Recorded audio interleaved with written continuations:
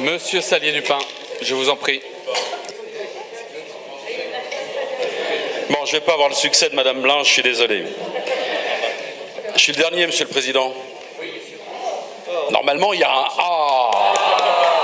Il y a des amendements.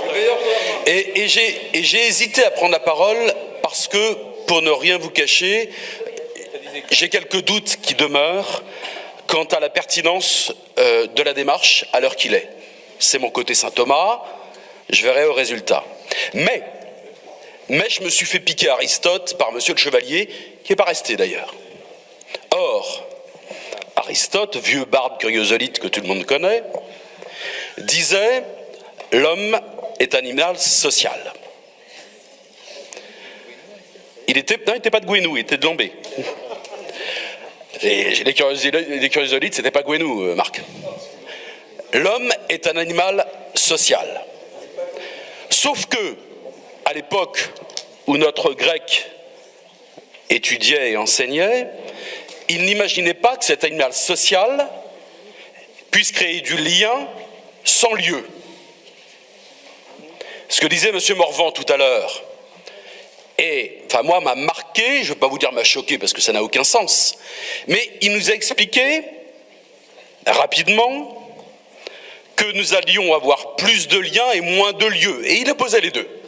Aristote nous disait, l'homme est un animal social, c'est un animal qui crée du lien, c'est sa singularité, et je rajoute, à l'époque, dans un lieu. Aujourd'hui, on en parlera, ce n'est pas une chose évidente. Deuxièmement, je veux partager avec vous, et c'est mes 2 points d'introduction, l'expérience que j'ai pu faire de ma définition de la société. Je la définis par la négation, par la négative. Quelquefois, c'est plus ouvert, ça laisse les champs ouverts. J'ai fait l'expérience, il y a désormais 30 ans, déjà, de ce qu'il y avait de l'autre côté du rideau de fer et de ce qu'il y avait de l'autre côté du mur. Et là, je me suis dit radicalement que la société ne pouvait pas être une administration. J'ai évolué entre-temps et j'ai vu le tout-libéralisme arriver et je me suis dit sincèrement que la société ne pouvait pas être le marché. Et je vois arriver la révolution numérique et je me dis que la société, mettez bretonne à chaque fois si vous le souhaitez, ne peut pas être une technologie. Alors, mon intervention porte sur le chapitre court « Région vivante et solidaire ». J'avais envie de dire « Région vivante parce que solidaire ».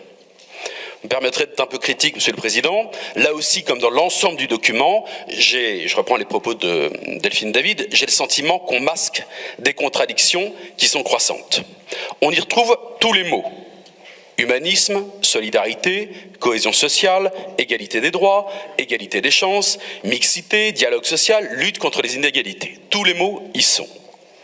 Et vous y décrivez une société bretonne, une communauté bretonne, un modèle breton, une identité bretonne, idéale, ou plus précisément, quasiment idéalisée. Il y a 2 raisons pour cela. La première, c'est que notre société bretonne, elle s'est construite sur des modèles familiaux. Je ne vais pas vous reciter Todd et Lebras, mais on voit bien que cette importance des modèles familiaux, elle a eu un véritable impact sur notre modèle de solidarité. Puis deuxièmement, je ne sais plus qui l'a dit, la question, je crois que c'est Paul, il n'est plus là, c'est la question de l'habitat dispersé. L'habitat dispersé crée la solidarité. Pourquoi? Parce que le voisin était suffisamment loin pour ne pas vous enquiquiner et suffisamment... Allez, mais si, et vous en aviez terriblement besoin. Reprenez Todd, reprenez Lebras. Cette société-là, elle avait des travers. Alors, je vais faire du Macron, pardonnez-moi, mais quand on n'était pas dedans, on était dehors. Je m'explique. Si vous n'adhériez pas à cette société, elle n'était pas inclusive, hein. Elle vous sortait, et assez radicalement. Mais elle avait pour base une solidarité contrainte ou voulue, mais une solidarité forte et une solidarité quand même. Tout cela nous a amené à la constitution progressive d'une société bretonne très coordonnée, dans laquelle les uns vivaient avec les autres. Les individus étaient ordonnés les uns aux autres.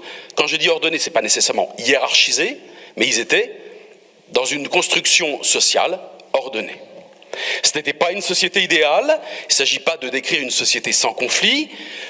Il y avait des pépones, il y avait des Don Camillo, mais même si les pépones et les Don Camillo provoquaient des conflits, ils ne s'ignoraient pas et savaient qu'ils vivaient de facto dans la même société. Les Bretons tenaient tellement à cette organisation sociale que finalement, ils l'ont reproduite même quand ils partaient à l'étranger, Paris, pardonnez-moi pour l'étranger, New York. Et cette société s'est finalement bâtie avec peu d'apports extérieurs, n'y voyez aucun jugement, au moins depuis l'époque où l'Armorique est devenue Bretagne.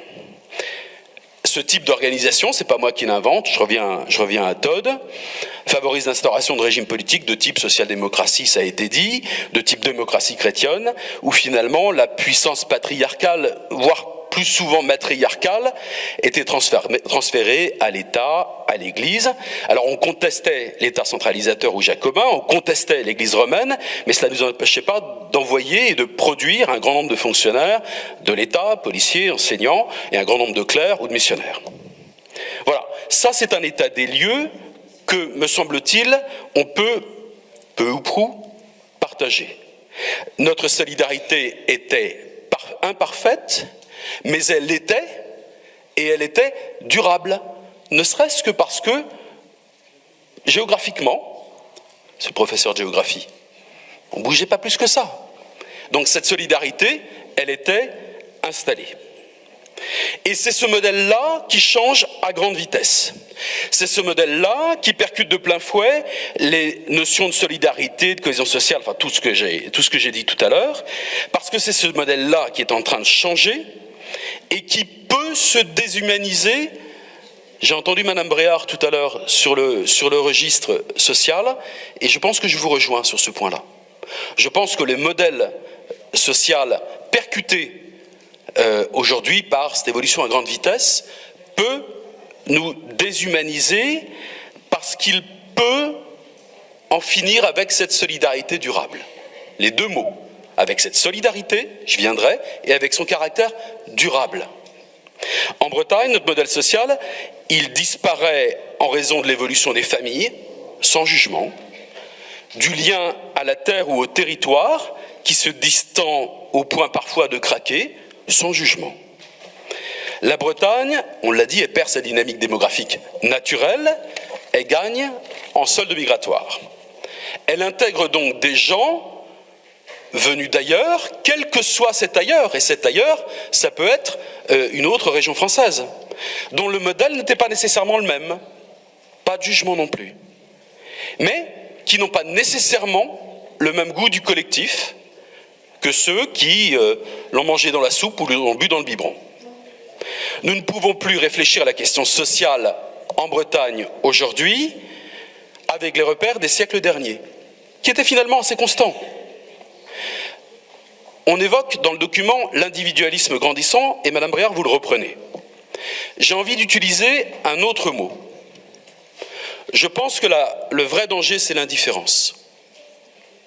Ça se conjugue, mais le vrai danger, c'est l'indifférence. Nous pourrions prendre, si nous n'y prenons pas garde, le chemin d'une société dans laquelle on ne vit plus les uns avec les autres, pas plus que les uns contre les autres d'ailleurs, ce en quoi la lutte au sens social du terme a du mal à prendre. Mais nous vivons, ou nous pouvons vivre, les uns à côté des autres, dans la fameuse indifférence que j'évoque. Quand je dis les uns à côté des autres, cela vaut pour les individus, cela vaut pour les familles, cela vaut pour les groupes sociaux, cela vaut évidemment pour les territoires, et on en a parlé toute la journée. Tout le monde se spécialise, économiquement ou socialement. Tel territoire sera agricole, tel autre sera résidentiel. Tout se concentre économiquement ou géographiquement. L'agriculture ici, le tourisme là, l'industrie un peu plus loin. On segmente la société et le territoire.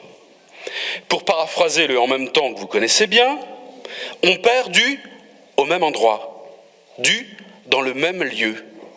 Dans le même bourg ou dans le même quartier, est-ce qu'on a aujourd'hui du service public et du sanitaire et du commerce et de l'associatif et de l'artisanat et pourquoi pas de l'industrie et une start-up? Ce que je constate chez moi, c'est que le service public, il file, le sanitaire, il file. J'ai encore quelques éléments fleurons agricoles, mais voyez, je n'ai plus tout ça au même lieu et au même endroit.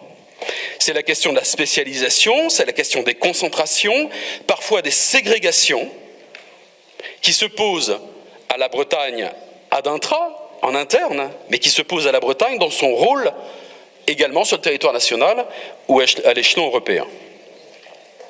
Nous nous dirigeons donc vers une société dans laquelle les groupes sociaux pourraient s'ignorer, pardonnez-moi, radicalement. Les jeunes ignorant les anciens, les high-tech ignorant les décrocheurs numériques, les métropoles ignorant les territoires, les forts ignorant les faibles, souvent les faibles. Alors vous allez me dire, pour une fin de soirée, c'était pas prévu comme ça, mais quelle noirceur. La Bretagne garde la palme d'or du don, de la vie associative, du fameux vivre ensemble. Et vous aurez raison. Sans doute parce que nous venions d'un monde tellement marqué par la société communautaire, n'y voyez aucun communautarisme, que la Bretagne garde un coup d'avance sur d'autres territoires français. Mais est-ce que vous ne trouvez pas que cela s'est affaibli? Une des preuves, c'est que l'on recherche, alors on y voit un aspect intéressant, on recherche à professionnaliser la vie associative. Débat à Saint-Brieuc samedi, partie du débat. Mais quand on recherche à professionnaliser, à salarier un univers qui était il y a encore peu de l'ordre du bénévolat, du don, de la vie sociale, d'une forme de solidarité, est-ce que finalement on n'est pas en train de reculer? Je ne le dis pas évidemment pour les salariés, je le dis en construction sociale. La bête noire des années à venir, c'est l'indifférence. Pendant des années, la lutte pour l'émancipation individuelle était le mot d'ordre. Différencie-toi de la société d'où tu viens, de ta famille, de tes groupes sociaux, qui souvent et malgré tout t'ont permis de te construire. Dans toute construction de la personne, il y a une part de l'émancipation et une part de la transmission. Le risque, c'est de passer rapidement de l'individualisme à la solitude, là où la solidarité elle-même devient impossible et où la transmission devient irréalisable, y compris la transmission de notre culture singulière. Dans ce document, nous évoquons notre écosystème environnemental, notre écosystème économique, mais pas assez notre écosystème social, pas assez d'humains. Si ces écosystèmes doivent être ordonnés entre eux, je les ordonnerai à l'écosystème social. D'abord. Or, quand je lis ce que vous proposez pour l'automobile dans le document consultation by Scope, je me dis que cela défavorise cruellement les sociétés pour lesquelles l'automobile est indispensable. On a eu ce bout de débat tout à l'heure. Est-ce qu'on ordonne vraiment l'écosystème environnemental à l'écosystème social, humain, sur ce cas précis? Je l'ai dit en commission, ce document regroupe pour moi tout et son contraire. Mais c'est peut-être le principe de départ. C'est une technique. C'est du en même temps concentré. On se refuse de hiérarchiser. On se refuse d'ordonner. L'objet de l'action politique, c'est d'ordonner et d'hiérarchiser les priorités. Quand on laisse cet ordonnancement à la main invisible, on arrive finalement au slogan « Le marché reconnaîtra les siens ». Sans ordonnancement, c'est le soi-disant ruissellement qui prime. Les premiers de cordée qui décident de tout et les suivants qui n'ont plus qu'à espérer que cela ruisselle. Plus le gouvernement nous dit qu'il ne croit pas à la théorie du ruissellement, pardonnez-moi, plus cela crève les yeux. Ce que je vous dis vaut sous un angle économique, sous un angle social, mais également sous l'angle territorial qui voudrait que par la magie de la main invisible, la croissance des métropoles, par la nature des choses, revienne dans des communes qui peuvent être situées à 100 km de là. Comprenez-moi bien, je ne nie pas les innovations sociales qui fleurissent ici ou là. Au contraire, je les regarde avec intérêt. Je ne nie pas ce qui naît de l'univers participatif et qui tente de concilier l'individualisme existant et le besoin de relations sociales. Ma nature n'est pas pessimiste, mais j'ai parfois l'impression que ces innovations sociales ne concernent finalement qu'une tranche de la population écolo et ou bobo, et délaissent les classes moyennes qui triment pour élever leurs enfants, et encore plus les populations les plus faibles. Conservateur je suis, j'aime à conserver ce qui vaut. Réformateur je suis, j'ai conscience du devoir de réformer ce qu'il faut. Si demain nous voulons une Bretagne humaine, il nous faudra éviter les pièges de la déconstruction sociale, les pièges de la technicisation de la société, y compris sous le prisme environnemental. Je rejoins les propos sur les statistiques, les tableaux Excel et compagnie. S'il faut préserver notre environnement, et il faut le faire, il faut aussi préserver les forces d'une société qui, aujourd'hui, est en phase de fragilisation. Si la Bretagne ne reste pas une société singulière, elle ne transmettra plus rien et se banalisera, elle se globalisera. Est-ce que c'est ce que nous voulons transmettre? Je vous remercie. Merci à vous. Merci pour ces propos qui alimentent